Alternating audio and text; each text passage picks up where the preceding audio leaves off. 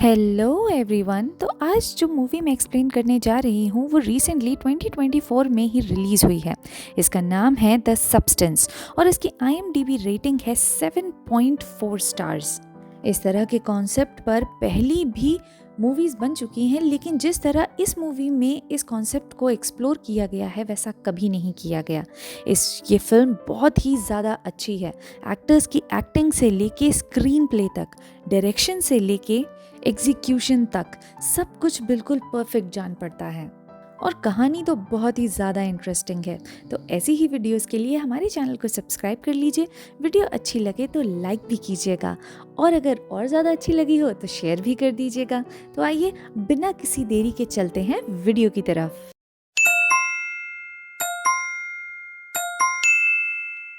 कहानी की शुरुआत में हम एक एग योक में इंजेक्शन लगते हुए देखते हैं, जिसके असर से थोड़ी ही देर में वो एग योक 2 पार्ट्स में डिवाइड हो जाता है। अगले सीन में हम कुछ लोगों को एक बहुत ही फेमस सेलिब्रिटी के नाम का स्टार लोगो बनाते हुए देखते हैं, जो बनने के बाद काफ़ी सुंदर लग रहा था। लेकिन लोगों के उस पर चलते रहने की वजह से, कई सारे मौसम के आने जाने की वजह से और बहुत लंबा वक्त गुजर जाने के कारण ये स्टारअप खराब हो गया था और इस सेलिब्रिटी का नाम था एलिजाबेथ स्पार्कल्स, जो कि एक fitness TV show sparkle your life with Elizabeth में फिटनेस होस्ट के तौर पर काम कर रही थी। वो इस टीवी शो को पिछले कई सालों से कर रही थी। आज एलिजाबेथ का बर्थडे था। क्लासेस के बाद वो वॉशरूम जाती है, लेकिन लेडीज वॉशरूम खराब होने की वजह से वो जेंट्स वॉशरूम में चली जाती है। वो वॉशरूम के अंदर ही थी कि तभी उसके शो का प्रोड्यूसर वहां आता है, जो किसी से कॉल पर बात कर रहा था और उसका कहना था कि शो की TRP नीचे गिरती जा रही है और इसका कारण है एक अधेड़ उम्र की औरत का शो को होस्ट करना। इन्हें किसी बहुत जवान और खूबसूरत लड़की की ज़रूरत थी जो इनके शो को हाई से हाई TRP दिला सके। ये बात एलिजाबेथ सुन लेती है और उसे बहुत ज़्यादा बुरा लगता है। दरअसल एलिजाबेथ आज 50 साल की हो गई है। कोई 50 साल में 25 साल जितना यंग और एक्टिव तो नहीं लग सकता ना। उसने वॉशरूम में तो अपने प्रोड्यूसर को कन्फ्रंट नहीं किया, लेकिन जब वो इस बारे में उससे डायरेक्ट पूछती है तो उसका प्रोड्यूसर इधर उधर के बहाने बनाने लगता है। एलिजाबेथ को एहसास हो गया था कि उसे भी दूध में पड़ी मक्खी की तरह निकालकर बाहर फेंका जा रहा है। वो पहले से ही हताश थी कि तभी घर से जाते समय वो देखती है कि उसकी बैनर को उतारा जा रहा है। इस बात से वो ड्राइविंग करते हुए डिस्टर्ब हो जाती है और उसका एक एक्सीडेंट हो जाता है। ये एक्सीडेंट उतना छोटा नहीं था, पर लगीली एलिजाबेथ को कोई गहरी चोट नहीं आई थी और उसकी रिपोर्ट्स भी बिल्कुल नॉर्मल थी, लेकिन उसका मेंटल पीस जा रहा था, जो कि बिल्कुल भी नॉर्मल नहीं था। उसकी ऐसी हालत देखकर उसे अटेंड कर रहा नर्स उसकी स्पाइनल कॉर्ड चेक करता है और मन में कहता है कि एलिजाबेथ एक परफेक्ट कैंडिडेट है। इलाज लेने के बाद एलिजाबेथ हॉस्पिटल से बाहर जाती है और उसे अपने कोट में एक पेन ड्राइव एक कागज के साथ मिलती है और उस कागज पर लिखा हुआ था इट चेंज्ड माई लाइफ और उस पेन ड्राइव पर लिखा था द सब्सटेंस। तभी वहां पर एलिजाबेथ का एक पुराना क्लासमेट एडवर्ड आता है, जो इतने सालों बाद एलिजाबेथ को देखकर बहुत ही ज्यादा एक्साइटेड और खुश था। एलिजाबेथ भी उससे मिलकर खुश होती है और उसका नंबर ले लेती है। एलिजाबेथ कभी बहुत ज़्यादा खूबसूरत हुआ करती थी। उसके पास बहुत सारे अवार्ड्स थे, यहाँ तक कि उसने ऑस्कर भी जीता था, लेकिन अब इन सब बातों का कोई मतलब नहीं था, क्योंकि उसकी बढ़ती उम्र और बुढ़ापे की वजह से उसे शो से निकाल दिया गया था और अब उसके पास कुछ भी नहीं बचा था। तभी एलिजाबेथ को वो पेन ड्राइव याद आती है और वो उसे टीवी में लगाती है। इस पेन ड्राइव में एक वीडियो थी जिसमें एक आदमी बता रहा था कि किस तरह एलिजाबेथ अपना एक यंगर और खूबसूरत, यहाँ तक कि ऑलमोस्ट परफेक्ट वर्जन बना सकती है। वो इस वीडियो को पूरी देखती ज़रूर है, लेकिन उस पर ध्यान नहीं देती और तैयार होकर क्लब में जाती है, जहां उसे कपल मेकआउट करते हुए दिखते हैं और उसे ऐसा लगने लगा था जैसे इस दुनिया की हर एक चीज़ उसका मजाक उड़ा रही है, उसकी ढलती उम्र पर हंस रही है। उसे अपनी ज़िंदगी भर की कमाई हुई इज्जत सब कुछ बेकार लग रहा था। कोई भी रास्ता ना समझ आने पर वो सब्सटेंस वाली वीडियो में दिए हुए नंबर पे कॉल करने का डिसाइड करती है। उसने कॉल करके किट तो मंगा ली थी, लेकिन वो अभी भी श्योर नहीं थी। पर जैसे ही वो अखबार में उस टीवी शो पर अपनी पोजीशन के लिए ऑडिशंस की एडवर्टीजमेंट देखती है, तो उसके अंदर की आवाज़ उसे उस किट को यूज़ करने के लिए कहती है। जैसा प्रोसीजर में उसे बताया गया था, उसी प्रोसीजर को फॉलो करते हुए एलिजाबेथ एक लॉकर रूम में पहुंचती है, जहां लॉकर नंबर 503 में उसका सामान रखा हुआ था। अब यहाँ से आप थोड़ा ध्यान से सुनिएगा, क्योंकि ये प्रोसेस आपके लिए समझना बहुत ज़रूरी है ताकि आप आगे की कहानी को और अच्छी तरह से समझ सकें। इस किट में एक एक्टिवेटर दिया हुआ है जिसका इस्तेमाल सिर्फ एक ही बार किया जाना। इस एक्टिवेटर को अपने अंदर इंजेक्ट करते ही एलिजाबेथ का एक यंग और खूबसूरत वर्जन बन जाएगा। इस किट में 7 दिन खुद को स्टेबलाइज करने की किट दी हुई थी, जिसे एलिजाबेथ के दूसरे वर्जन को 7 दिन तक यूज करना होगा। 7 दिन बाद ये दोनों बॉडीज एक्सचेंज करेंगे, यानी कि जब एलिजाबेथ होश में होगी तो उसका दूसरा वर्जन 7 दिनों तक सोया रहेगा, और जब उसका दूसरा वर्जन 7 दिन तक सोया रहेगा तब एलिजाबेथ अपनी जिंदगी जिएगी और इसी तरह इस जिंदगी का बैलेंस बना रहेगा। और ये दोनों ये दोनों अलग अलग नहीं होंगी, ये दोनों एक ही हैं। अपनी जिंदगी को अच्छी तरह से इस तरह ये दोनों लीड कर पाएंगी, बिल्कुल वैसे ही जैसे एलिजाबेथ चाहती है।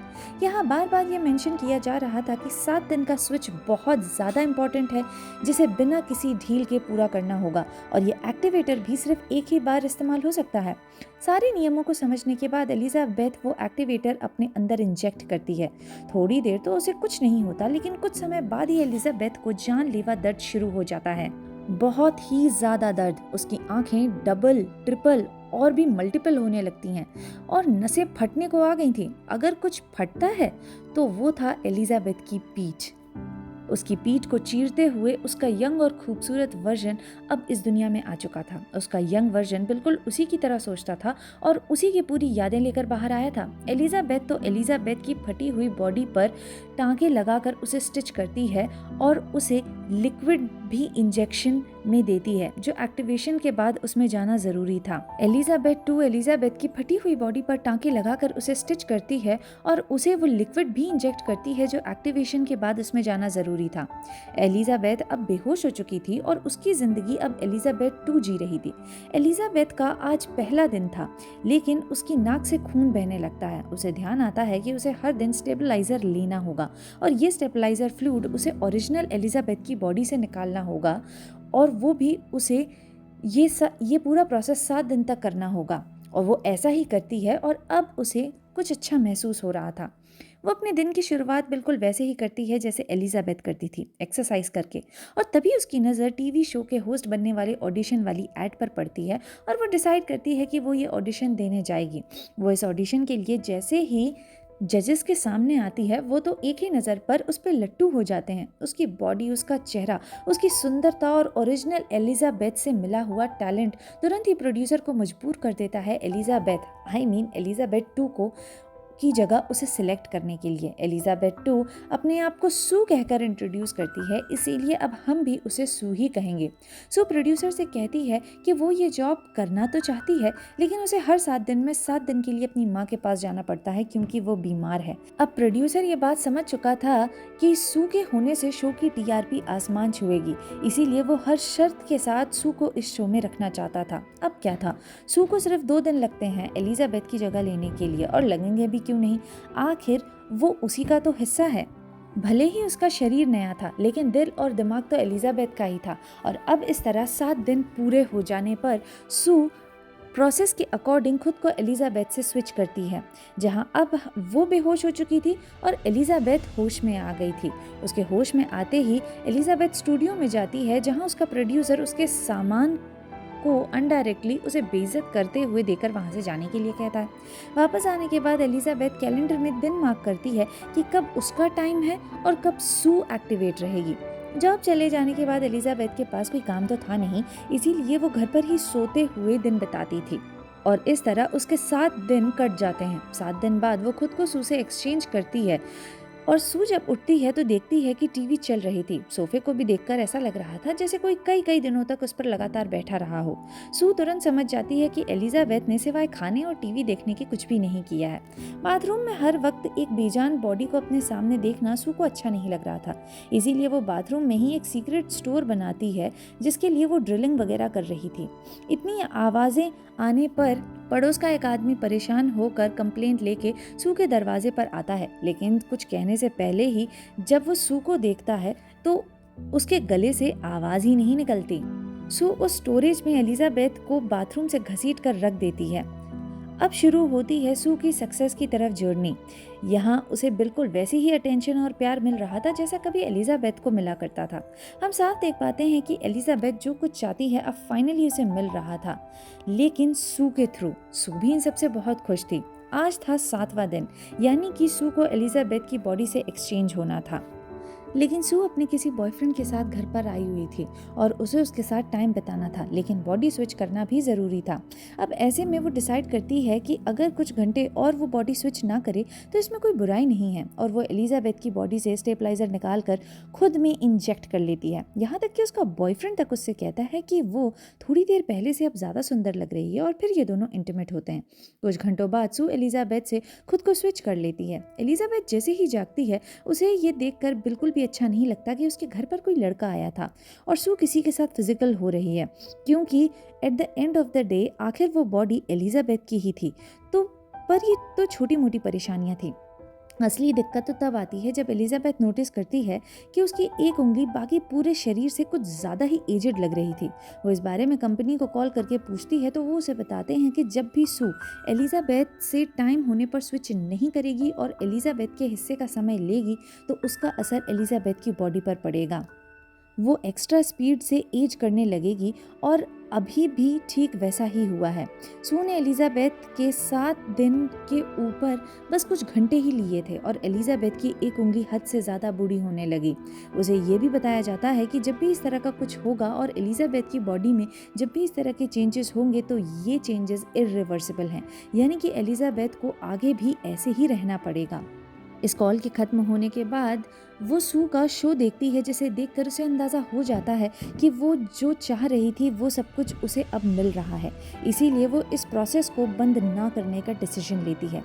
एलिजाबेथ का नेबर सू के दरवाजे पर आके उसके साथ फ्लर्ट करने की कोशिश करता है, लेकिन एलिजाबेथ दरवाज़ा नहीं खोलती। एलिजाबेथ को कंपनी की तरफ से एक मेल मिलता है जिस पर लिखा था कि तुम्हारी रीफिल किट आ चुकी है। एलिजाबेथ लॉकर नंबर 305 से अपनी रीफिल किट निकाल कर एक रेस्टोरेंट में जाती है, जहाँ उसे एक बहुत ही बूढ़ा आदमी मिलता है और जो उससे कहता है कि सब्सटेंस को यूज़ करने के बाद उसकी ज़िंदगी कैसी जा रही है, उसे कैसा लग रहा है, क्या उसे अच्छा लग रहा है, क्या उसे अभी भी ये एहसास नहीं हो रहा है कि वो जो चाहे कर ले, आखिर में उसे अकेले ही रहना है। और ये सब चीज़ें उसे और ज़्यादा अकेला महसूस कराएंगी। एलिजाबेथ उसकी किसी भी बात पर ध्यान ना देते हुए वहाँ से जाने लगती है तो वो आदमी उससे कहता है कि क्या तुम्हारे दूसरे वर्जन ने तुम्हें खाना शुरू कर दिया है। यहाँ मैं आप सभी को बता देना चाहती हूँ कि ये बूढ़ा आदमी उसी नर्स का ओल्ड वर्जन है जिस नर्स ने एलिजाबेथ को सब्सटेंस वाली पेन ड्राइव दी थी। इस आदमी की ये बात सुनकर एलिजाबेथ घबरा कर बाहर भागती है, जहां वो उसी लड़के से टकराती है जिसके साथ सू पिछली रात अपने घर पर आई थी। उस लड़के को देखकर पता नहीं एलिजाबेथ के दिमाग में क्या आता है। वो एडवर्ड का नंबर ढूंढने लगती है जो कहीं उसके पर्स में पड़ा था। नंबर मिलने के बाद वो एडवर्ड को कॉल करके डेट पर बुलाती है। एडवर्ड भी बहुत ज़्यादा खुश होता है और एलिजाबेथ भी खुश नज़र आ रही थी। वो बहुत अच्छे से तैयार होती है। घर से निकलने से पहले वो सू को देखती है और सू को देखने के बाद उसके मन में खुद के लिए जजमेंटल भावनाएं आती हैं। उसे सू जैसा लगना था, इसीलिए वो और भी ज़्यादा मेकअप करती है। घर से निकलने से पहले ही उसकी नज़र अपने घर के शीशे से दिख रहे सू के पोस्टर पर भी पड़ती है, जिसे देखने के बाद उसकी इनसिक्योरिटी और भी बढ़ जाती है और वो और ज़्यादा मेकअप करती है। उसे अपना चेहरा किसी भी तरीके से अच्छा नहीं लग रहा था। वो बहुत ज़्यादा मेकअप करती, इतना ज़्यादा कि वो अपना चेहरा और मेकअप करते करते इतना ज़्यादा बिगाड़ लेती है कि उसे बहुत ज़्यादा डिप्रेस्ड फील होने लगा था। यहाँ तक कि वो तो अब एडवर्ड से मिलने के लिए भी नहीं जाती। उसे एडवर्ड के बहुत सारे मैसेजेस आते हैं, लेकिन वो उन मैसेजेस का भी रिप्लाई नहीं करती। 7 दिन बाद स्विच होने पर सू शूट कर रही थी और शूट के दौरान उसे ऐसा फील होता है कि उसकी बॉडी के किसी हिस्से से कुछ दिख रहा है और वो डर जाती है कि ये सब कहीं कैमरे में तो कैद नहीं हो गया। वो वॉशरूम में जाके अपनी नाभि में हाथ डालकर कुछ हड्डी टाइप का बाहर निकालती है तो वो एक चिकन लेग पीस था जो कि एलिजाबेथ ने खाया होगा। वो इस बात की कंप्लेन कंपनी में करती है कि किस तरह एलिजाबेथ अपने शरीर का ख्याल नहीं रख रही है और इसका खामियाजा उसे भुगतना पड़ेगा। जिस पर कंपनी वाले उससे कहते हैं कि उसे ध्यान रखना होगा कि वो और एलिजाबेथ अलग नहीं है, वो दोनों एक ही हैं और वो दोनों अच्छी तरह तभी सरवाइव कर पाएंगी जब 7 दिन के बैलेंस को सही तरीके से बनाकर रखेंगी। शूट पर पहुंचती है सू, लेकिन वहाँ शूटिंग नहीं हो रही थी। वो बहुत ज़्यादा घबरा जाती है, लेकिन अगले ही पल बहुत ज़्यादा खुश भी हो जाती है, क्योंकि प्रोड्यूसर ने उसे बताया था कि अब वो ये शो ही नहीं बल्कि और भी बहुत सारे शो होस्ट करेगी, यहाँ तक कि वो अब न्यू ईयर ईव का शो भी होस्ट करेगी। सू के पास अब इतना कुछ था करने के लिए कि वो 7 दिन का ब्रेक नहीं ले सकती थी। वो बहुत सारे फोटो शूट कर रही थी, उसे मूवीज़ भी मिल रही थी, वेब सीरीज़ मिल रही थी। उसके पास इतना टाइम था ही नहीं कि वो 7 दिन का ब्रेक ले। इसीलिए वो एलिजाबेथ की बॉडी से स्टेबलाइजर निकालती जाती है। ये इतने वक्त तक चलता है कि एलिजाबेथ की बॉडी से मवाद आने लगती है। जैसे ही सू को थोड़ा टाइम फ्री मिलता है, वो खुद को एलिजाबेथ से स्विच करती है, लेकिन एलिजाबेथ जब अपनी हालत देखती है तो उसका तो जैसे दिमाग ही खराब हो गया था। उसका शरीर हद से ज़्यादा बूढ़ा हो चुका था, उसके आधे से ज़्यादा बाल झड़ चुके थे, उसकी हड्डियों में बहुत दर्द था। वो कंपनी को कॉल करती है, जहां कंपनी उससे कहती है कि जो भी चेंज हुआ है उसे रिवर्स नहीं किया जा सकता, लेकिन अगर एलिजाबेथ चाहे तो ये सब कुछ यहीं रुक जाएगा। पर सू को मिलने वाली सक्सेस सू के थ्रू मिलने वाली सक्सेस के लालच में एलिजाबेथ इस प्रोसेस को यहाँ नहीं रोकती। उसे बहुत दर्द सहना पड़ता है, लेकिन तब भी वो इस प्रोसेस को कंटिन्यू करने का फैसला करती है। वो टीवी पर सू का इंटरव्यू देखती है, जहाँ उसे पता चलता है कि सू को कितने बड़े बड़े प्रोजेक्ट्स मिल रहे हैं। इस इंटरव्यू में सू एलिजाबेथ का मजाक उड़ाते हुए भी दिखती है, जिसे देखकर एलिजाबेथ बहुत ही ज़्यादा नाराज़ और गुस्से में आ गई थी। यहाँ हम साफ देख पाते हैं कि एलिजाबेथ अपना दिमागी संतुलन खोती जा रही थी, और अब क्योंकि एलिजाबेथ के पास कुछ भी नहीं था कुछ करने के लिए, इसीलिए 7 दिन बाद जब वो सू से स्विच होती है तो घर की जो हालत थी उसे देखने के बाद सू का दिमाग खराब हो चुका था। पूरा घर इतना गंदा पड़ा था जैसे किसी ने पिछले 1 हफ्ते में यहाँ पूरे शहर को खाना खिलाया हो। गुस्से में आकर सू डिसाइड करती है कि अब वो एलिजाबेथ से खुद को स्विच करेगी ही नहीं। वो एलिजाबेथ की बॉडी से फ्लूइड निकालती रहती है। लेकिन जिस दिन न्यू ईयर ईव का शो होना था, उस दिन एलिजाबेथ की बॉडी से स्टेबलाइजर फ्लूइड की जगह खून निकलने लगा था। वो कंपनी में कॉल करके इस बारे में पूछती है तो कंपनी वाले उसे बताते हैं कि फ्लूइड 7 दिन के गैप में रीजनरेट होता है। अब क्योंकि एलिजाबेथ और सू लंबे वक्त से स्विच नहीं हुई हैं, इसीलिए वो फ्लूइड रीजनरेट नहीं हुआ है, और उस फ्लूइड के बिना सू तो सरवाइव कर ही नहीं सकती। इसीलिए ना चाहते हुए भी सू को एलिजाबेथ से स्विच होना पड़ता है। और अब तो एलिजाबेथ की हालत वो हो गई थी कि वो खुद को आईने में देख भी नहीं पा रही थी। सच कहें तो वो इंसान लग ही नहीं रही थी, वो अब किसी मॉन्स्टर की तरह लग रही थी। उसके शरीर का पूरा खून सूखा सा लग रहा था, बाल और नाखून भी पूरी तरह से जा चुके थे। वो कंपनी में कॉल करके टर्मिनेशन की किट लेकर आती है और फिर सू को हॉल में लाकर उसे टर्मिनेशन किट की इंजेक्शन देती है। तभी उसकी नज़र न्यू ईयर इवेंट के कार्ड पर पड़ती है और उसे एहसास होता है कि उसका सपना सिर्फ सू के थ्रू ही पूरा हो सकता है। इसीलिए इससे पहले कि वो टर्मिनेशन किट की दवाई पूरी तरह सू की बॉडी में जाती, एलिजाबेथ उसे बचाने की कोशिश करती है। वो बार बार उसकी छाती पर पंप कर रही थी ताकि उसे सांस आ जाए, और उसके ऐसा करने का फ़ायदा भी होता है क्योंकि सू अब होश में आ गई थी। ये पहली बार था जब सू और एलिजाबेथ एक दूसरे के आमने सामने थे। सू के सामने सिर्फ एलिजाबेथ ही नहीं बल्कि वो टर्मिनेशन किट भी थी, जिसे देखकर एलिजाबेथ को सू गलत समझती है। उसे लगता है कि एलिजाबेथ उसे मारना चाहती थी, इसीलिए वो उसे खत्म करने के लिए उसके पीछे पीछे दौड़ती है। एलिजाबेथ खुद को बचाने की बहुत कोशिश करती है, लेकिन एक इतनी बूढ़ी औरत एक जवान लड़की से कहाँ बच सकती थी।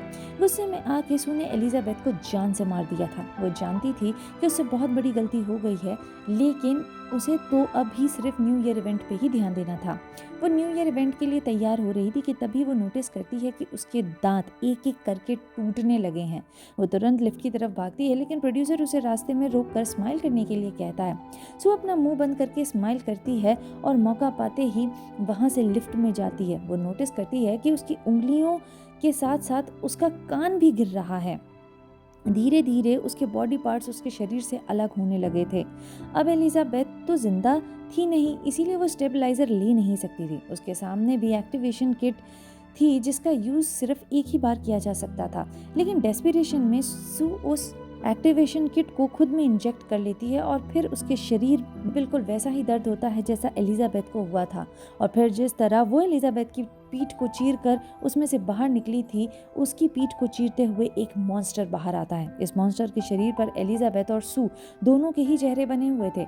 इवेंट में जाने के लिए मॉन्स्टर बाकायदा ड्रेस पहनती है, ज्वेलरी पहनती है, अपने बचे कुचे बालों को स्टाइल करती है और उसे इस तरह देखकर हम साफ समझ पा रहे थे कि वो खुद को बहुत सुंदर महसूस कर रही है। वो एलिजाबेथ के चेहरे का मास्क लगाकर उस पर भी मेकअप करके इवेंट के लिए पहुंचती है, जहां लाइट्स न होने के कारण कोऑर्डिनेटर को लगता है कि जो यहाँ आई है वो सू ही है और वो उसे स्टेज पे परफॉर्म करने के लिए भेज देता है, जहां उसका असली चेहरा देखकर सबकी आंखें फटी की फटी रह जाती हैं और फिर धीरे धीरे उसके शरीर के टुकड़े भी इधर उधर गिरने लगते हैं। अब तो जैसे पूरे स्टेडियम में भगदड़ मच चुकी थी। सू एलिजाबेथ ये मॉन्स्टर जैसा दिखने वाला क्रिएचर खुद को सू और एलिजाबेथ कह रहा था, लेकिन अब कौन उसकी सुनने वाला था। यहाँ सभी लोग उस पर इस तरह वार करते हैं कि पूरे स्टेडियम में खून खून हो जाता है और फिर एलिजाबेथ के शरीर का एक छोटा सा हिस्सा उसी स्टार पर जाता है जिस स्टार पर उसका नाम लिखा हुआ था। अपने ऊपर पड़ती रोशनी एलिजाबेथ को एहसास कराती है कि उसने वो मकाम हासिल कर लिया है जो वो हमेशा से करना चाहती थी। और फिर देखते ही देखते उस जगह पर सिर्फ एलिजाबेथ का खून रह जाता है और इसी के साथ ये कहानी यहीं खत्म हो जाती है।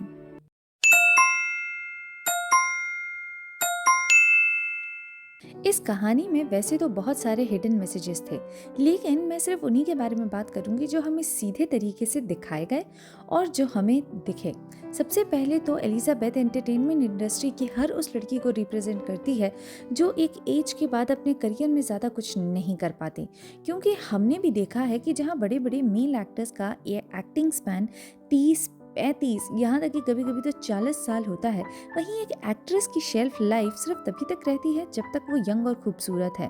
जैसे ही उम्र बढ़ने लगती है वो अलग अलग प्रोसीजर्स का सहारा लेते हैं, जैसे प्लास्टिक सर्जरी, फिलर्स, बोटॉक्स, जिनके बाद में अपने ही कुछ कॉन्सिक्वेंसेस हैं जिन्हें उन्हें झेलना पड़ता है। पर एजिंग एक नेचुरल प्रोसेस है जिसे कोई भी डिफाइन नहीं कर सकता। एक लिमिट हो जाने के बाद एलिजाबेथ ने सब्सटेंस का सहारा लेकर अपना एक खूबसूरत वर्जन बनाया, पर वो भी ज़्यादा वक्त तक काम नहीं आया। इनफैक्ट एक के बाद एक चीज़ें होती गई और उसने खुद को एक मॉन्स्टर में बदल लिया। ऐसा नहीं था कि एलिजाबेथ जवान ना रहती तो उसकी ज़िंदगी में कुछ भी नहीं था। हमने नोटिस किया है कि उसके पास एडवर्ड जैसा चाहने वाला था, लेकिन उसका मेंटल पीस इतना ज़्यादा बेकार हो चुका था कि उसे सिर्फ नेगेटिव बातें ही नज़र आती थी। दूर से देखने में समझ नहीं आता, लेकिन जब आप एक ऐसे प्रोफेशन में होते हैं जहाँ आपकी एज पर आपकी सक्सेस निर्भर करती है, तो उस प्रोफेशन में यंग दिखने का प्रेशर किसी के भी दिमाग पर क्या असर डाल सकता है, ये हम एलिजाबेथ को देखकर समझ सकते हैं। एक टाइम के बाद वो अपना मेंटल बैलेंस खोने लगी थी और यही वजह थी कि आगे जाकर वो चीज़ें हैंडल नहीं कर पाई जो कि वो आराम से कर सकती थी। बात करें मूवी की, तो मूवी बहुत ही ज़्यादा अच्छी थी। मैंने जिस किसी को भी रेकमेंड किया उसने देखने के बाद सिर्फ तारीफ ही की है। सबने यही कहा कि बहुत अच्छी मूवी थी और मुझे भी मूवी बहुत अच्छी लगी। आपको ये मूवी और इसकी एक्सप्लेनेशन कैसी लगी कमेंट सेक्शन में ज़रूर बताइएगा। नेक्स्ट वीडियो तक के लिए बाय बाय।